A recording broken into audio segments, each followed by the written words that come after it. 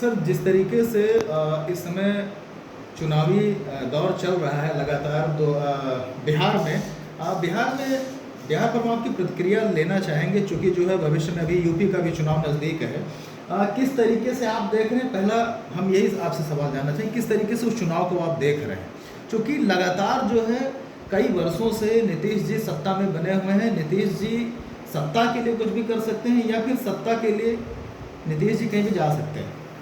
क्या लगता है आपको?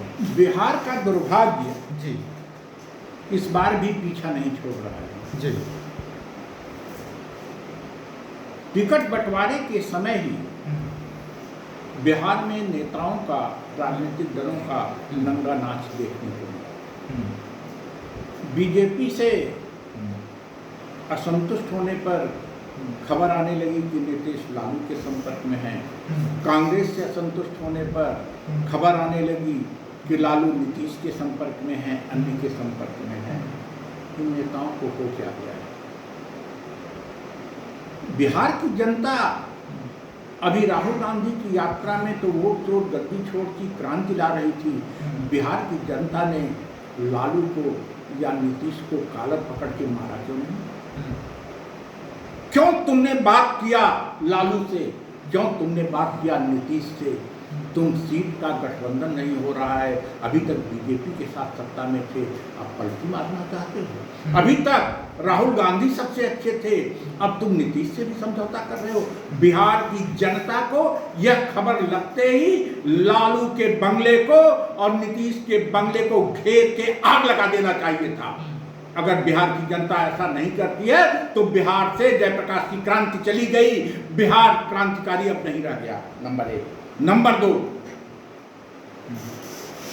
बिहार में जो विकल्प आ रहे हैं वो और भयावह। लालू प्रसाद यादव ने और नीतीश कुमार जी ने लगभग 35 वर्षों तक वहां का शासन किया। शुरुआती दौर में लालू समाजवादी थे, दोनों पढ़े लिखे थे। लालू ने सामाजिक न्याय दिया। नीतीश कुमार भी पढ़े लिखे थे, ईमानदार थे। उन्होंने भी शुरुआती दौर में शानदार काम किया। लेकिन आगे लालू के पुत्र मोह, लालू के परिवारवाद, लालू के अर्थ मोह ने उनको भटका दिया और नीतीश को कुर्सी मोह ने उनको भटका दिया। लेकिन इसके बावजूद भी ये दोनों योग्य थे। इन दोनों ने कुछ किया जरूर, यद्यपि इन्होंने किया कम, बर्बाद ज्यादा किया। लेकिन आने वाले समय में कौन हो रहा है?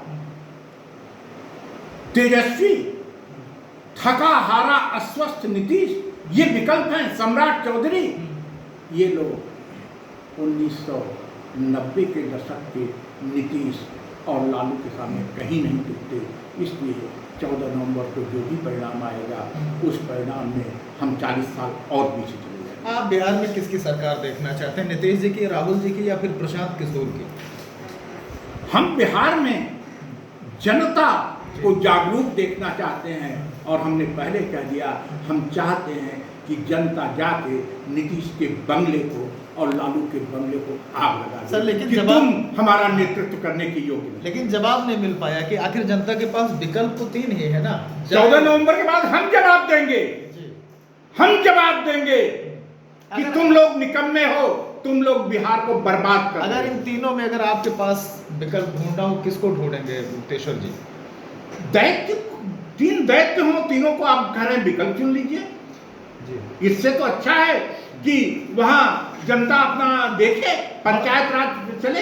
बड़ा प्रश्न है, प्रधानमंत्री को जैसे चोर कहा गया या फिर इलेक्शन कमीशन पर साजिश की गई बताया जा रहा है राहुल गांधी जी के द्वारा। एक बड़ा प्रश्न और बड़ा सरल सा प्रश्न है, वो ये है हमारा कि जनता द्वारा चुनी गई सरकार, पूर्ण समर्थन से चुनी गई सरकार, वो चोर कैसे हो सकती है? ये तो फिर जो है जनता को आहत करने वाली बात हो गई। इसका मतलब आप यूपीएससी से आईएएस सेलेक्ट हो गए तो आप भ्रष्ट नहीं हो सकते, आपको सस्पेंड नहीं किया जा सकता। लेकिन जनता द्वारा चुनी गई सरकार है, लेकिन उनकी अकाउंटेबिलिटी है संसद के प्रति। और लोकसभा में प्रतिपक्ष का नेता कह रहा है तुम चोर हो, उसको अरेस्ट करो या जवाब दो।